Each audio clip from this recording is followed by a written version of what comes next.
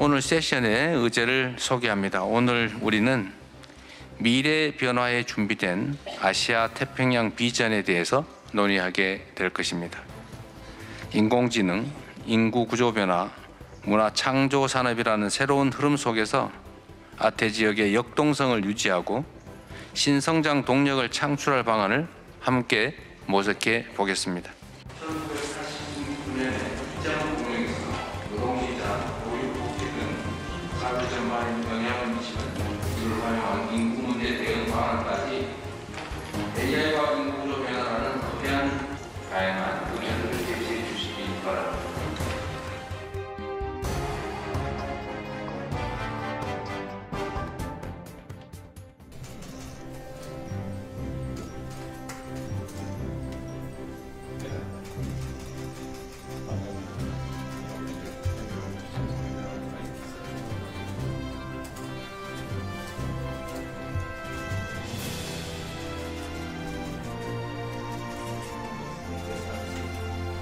인도네시아와 대한민국은 그 많은 세월 동안에 많은 영역에서 협력 관계를 구축해 왔습니다.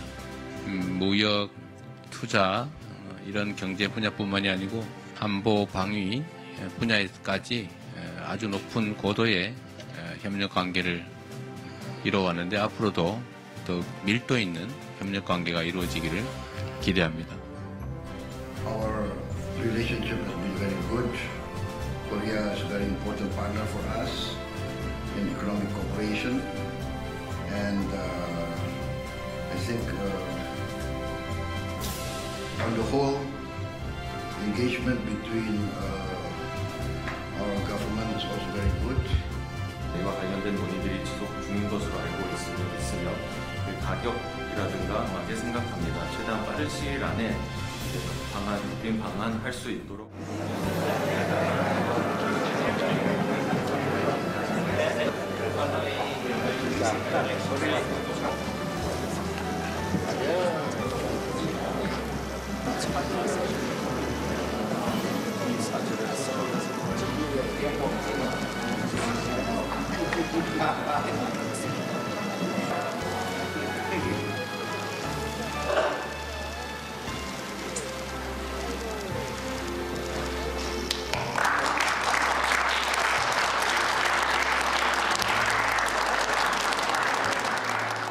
(2025) 에이펙 정상회의 기자회견을 시작하도록 하겠습니다. 지금 이재명 대통령께서 입장하고 있습니다.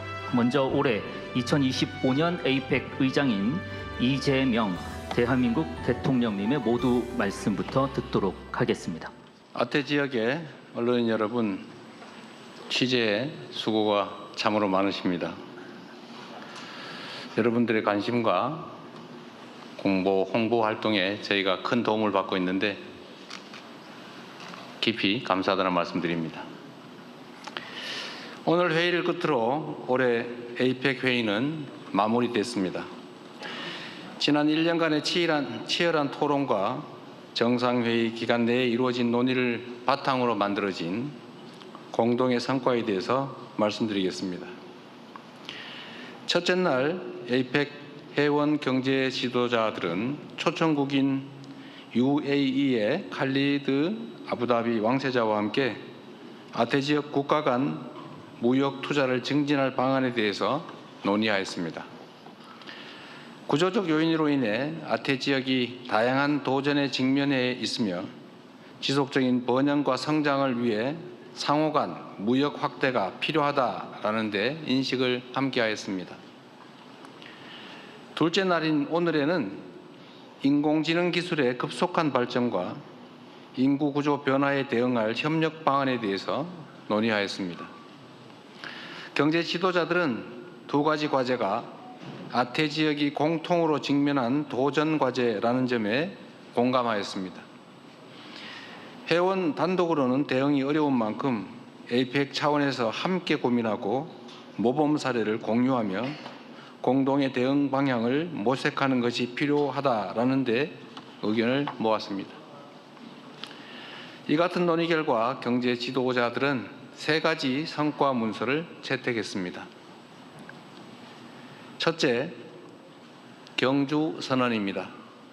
개방적이고 역동적이며 평화로운 아태 공동체를 향한 APEC의 중장기 미래 청사진 그리고 푸트라자야 비전 2040을 실현하겠다는 회원들의 의지를 담았습니다. 또한 아태 지역의 회복과 성장을 위한 회원 간 협력의 의지도 포함시켰습니다. 특히 혁신을 통해 신성장 동력을 창출하고 성장의 과실을 고루 나누는 포용적 성장이 필요하다라는 점을 강조하고 있습니다. 둘째, APEC AI 이니셔티브입니다. 영내 모든 회원들이 인공지능 전환에 참여하고 그 혜택을 함께 누리기 위한 여러 정책적 방향을 담았습니다. 특히 혁신을 통한 경제 성장과 민간, 정부, 학계 등 이해관계자 간의 협력 촉진, 인공지능 인프라 투자 등을 강조하고 있습니다. 이는 APEC 역사상 최초로 만들어진 인공지능에 대한 공동 비전입니다. 대한민국은 AI 기본사회 같은 우리의 핵심 비전을 공유하고 이를 통해 아태 지역의 AI 전환에 기여하고자 합니다. 셋째, APEC 인구구조 변화 대응 공동 프레임워크입니다. 저출생, 고령화로 인한 인구구조 변화에 대응할 APEC 회원들의 여러 정책을 제시하고 있습니다. 회복력 있는 사회를 위한 경제 시스템 구축, 기술 혁신을 통한 보건 및 돌봄 서비스 강화, 미래 노동 수요에 대응하는 인적 자원 개발 등 범정부 차원의 종합적 정책 방향과 협력 방안들이 제시됐습니다. APEC 최초로 인구구조 변화를 공동 핵심 과제로 인식하고 정책 비전과 협력 방안을 제시했다는 점에서 큰 의의가 있다고 생각합니다. 존경하는 언론인 여러분, 대한민국은 APEC의 역사적 여정과 언제나 함께 해왔습니다.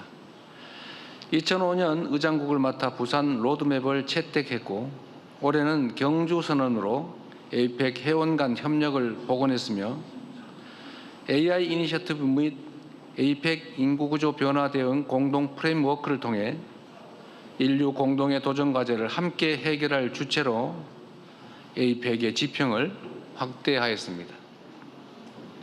이 세 가지 문서는 아태 지역을 평화와 번영의 지역으로 만들겠다는 APEC 경제 지도자들의 뚜렷한 의지가 함께 모였기에 가능했던 우리 모두의 성과입니다.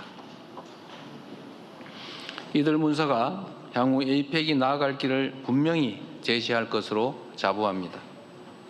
대한민국은 앞으로도 APEC의 발전과 아태 지역 번영을 위한 여정에 함께할 것입니다. 차기 의장국인 중국을 포함해 모든 APEC 회원이 경주에서 모은 의지를 행동으로 이어가 주시기를 기대합니다. 그렇게 내일의 변화를 실현해 나갈 수 있으면 좋겠습니다. 마지막으로 지난 1년간 APEC 정상회의의 성공적 개최를 위해 한마음 한뜻으로 애쓰고 협조해 주신 대한민국 국민과 경주 시민 여러분께 깊은 감사의 말씀을 드립니다. 고맙습니다. 지금부터 질의응답 시간을 갖도록 하겠습니다. 이 지역이나 그 대통령께서 항상 강조하셨던 그 페이스메이커로서 이런 뭐 북미 회담이나 이런 것을 어떻게 측면적으로 지원하실지 말씀 부탁드립니다. 외신 기자분들이 많이 계셔서 모르실 수 있기 때문에 말씀드리면 한반도는 여전히 휴전 중입니다. 전쟁을 잠시 멈추고 있는 거죠, 법적으로는. 그리고 이 휴전 협정의 당사자는 대한민국이 아니라 미국이었습니다. 미국과 북한이 대화해서 관계를 개선하면 남북 간의 관계도 개선할 길이 열리기 때문에, 그래서 이번에도 제가 정상회담에서 말씀드렸던 것처럼 피스메이커 역할을 하시도록, 페이스메이커 역할은 계속 열심히 하겠다, 이렇게 말씀드렸습니다. 안녕하세요. 저는 중국 CMG 기자 동해덕입니다. 앞으로 중한 관계 발전 전망을 어떻게 보시나요? 그리고 중한 양국은 어떠한 분야에서 협력을 강화해 나갈 수 있을까요? 한국과 중국은 여러 부문에서 경쟁하는 관계이기도 하지만 또 다른 여러 측면에서는 협력하는 관계이기도 합니다. 중국에게도 대한민국에게도 모두 도움이 되는 여러 영역에, 특히 경제, 민간 교류, 그리고 나아가서는 동북아의 평화와 안정을 위한 역할을 어떻게 할 것인지 등에 대해서도 협력과 소통의 계기를 많이 만들고 또 높여가려고 합니다. 그 솔직하게 그것 중요한데 솔직하게 저 다카이치 총리와의 정상회담에서 어떤 감직 그리고는 그 감상 얻으셨는지. 솔직하게 느낌을 말씀드리면 아주 좋은 느낌을 받았습니다. 걱정이 다 사라졌습니다. 앞으로 한일 관계는 잘 협력해서 지금보다 훨씬 나은 단계로 나아갈 수 있겠다. 있는 문제는 직시하고 미래를 향해 함께 손을 잡고 나가서 한국과 일본이 서로에게 도움되는 관계로 충분히 발전할 수 있겠다. 자주 만나야 되겠다라는 생각이 들었습니다.